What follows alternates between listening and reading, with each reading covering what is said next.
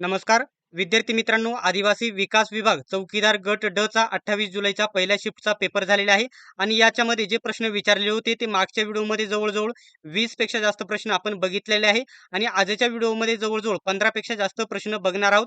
आधीचा व्हिडिओ बघून घ्या, त्याच्यामध्ये खूप सारे प्रश्न कव्हर करण्यात आलेले आहे. त्या व्हिडिओची लिंक मी तुम्हाला डिस्क्रिप्शन मध्ये देत आहे. विद्यार्थी मित्रांनो, तुम्ही देखील पेपर दिला असेल तर 9403169816 या नंबरवरती तुम्ही प्रश्न पाठवायचे आहे, जेणेकरून व्हिडिओमध्ये मी सांगू शकेल. पहिल्या शिफ्टमध्ये आता आधीचा एक व्हिडिओ घेतला आहे, हा दुसरा व्हिडिओ आहे.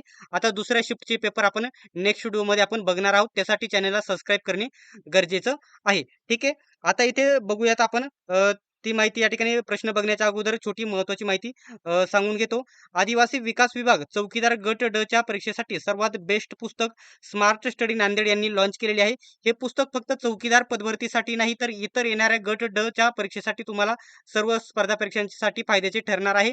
या पुस्तकामध्ये आदिवासी विकास विभागाने 38 प्रश्नपत्रिका या ठिकाणी ज्या घेतलेल्या होत्या मागील वर्षीच्या त्या कव्हर करण्यात आलेल्या आहे आणि नवीन देखील 2026च्या या पुस्तकामध्ये ऍड करण्यात आलेले आहे सरावासाठी. विशेष म्हणजे आदिवासी विकास विभाग आणि शासकीय आश्रमशाळा आहे त्यांचे विशेष तांत्रिक प्रश्न या पुस्तकामध्ये कव्हर करण्यात आलेले आहे. ते एकूण 350 आहेत. विशेष असं म्हणजे सर्व प्रश्न मिळून 2700 पेक्षा जास्त प्रश्न कव्हर करण्यात आलेले आहे. हे पुस्तक सर्वत्र महाराष्ट्रामध्ये उपलब्ध आहे. कोणत्याही जवळच्या पुस्तक विक्रेत्याकडून खरेदी करा. Amazon, Flipkartवरून देखील खरेदी करू शकता आणि जर घरबसल्या कॉलवरून ऍड्रेस करायचा असेल तर याच्यावरती कॉन्टॅक्ट करा आणि घरबसल्या ऑर्डर करा. प्रसिद्ध असे लेखक विठ्ठल नागनाथ राऊतवार यांनी हे पुस्तक लिहिलेलं आहे. ठीक आहे.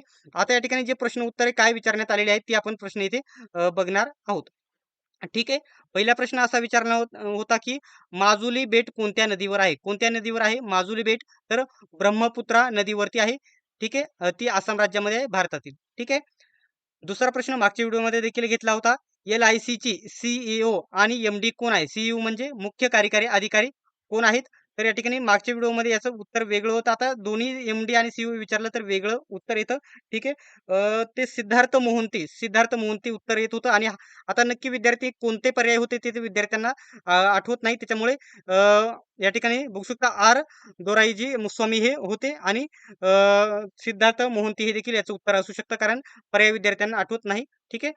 नेक्स्ट आता इथं जर बघितलं तर पहिला प्रश्न आहे T20 स्टेडियम मॅच T20 सामने भारतातील विविध आंतरराष्ट्रीय क्रिकेट स्टेडियमवर खेळवले गेलेले होते. उदाहरणार्थ कोठे खेळवले गेले हे विचारलं होतं.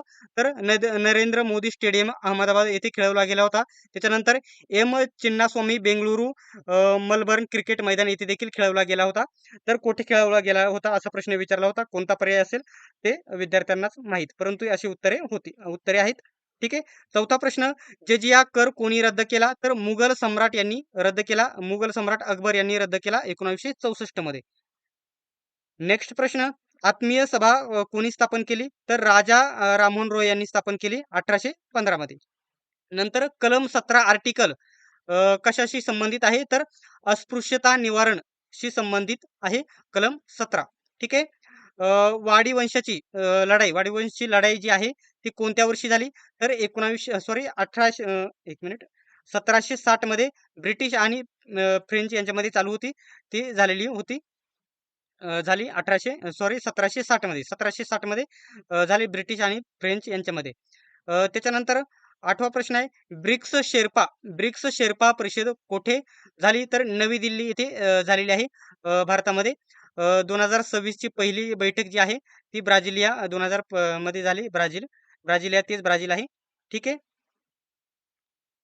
आता इथं बघू शकता पोर्टो रिको गर्ता कोणत्या महासागरात किंवा कोणत्या देशाच्या किनाऱ्यावर आहे?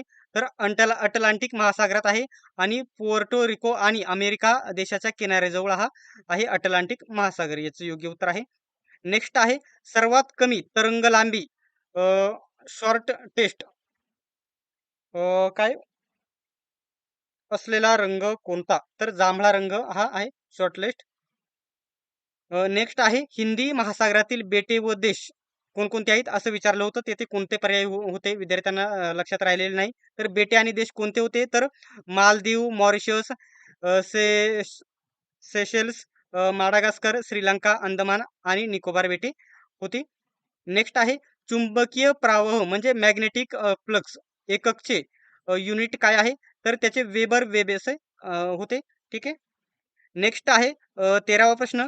राष्ट्रपती पदाच्या निवडणुकीसाठी किमान वय किती असावे लागते? तर एकूण 35 वर्ष लागते राष्ट्रपतीच्या निवडणुकीसाठी.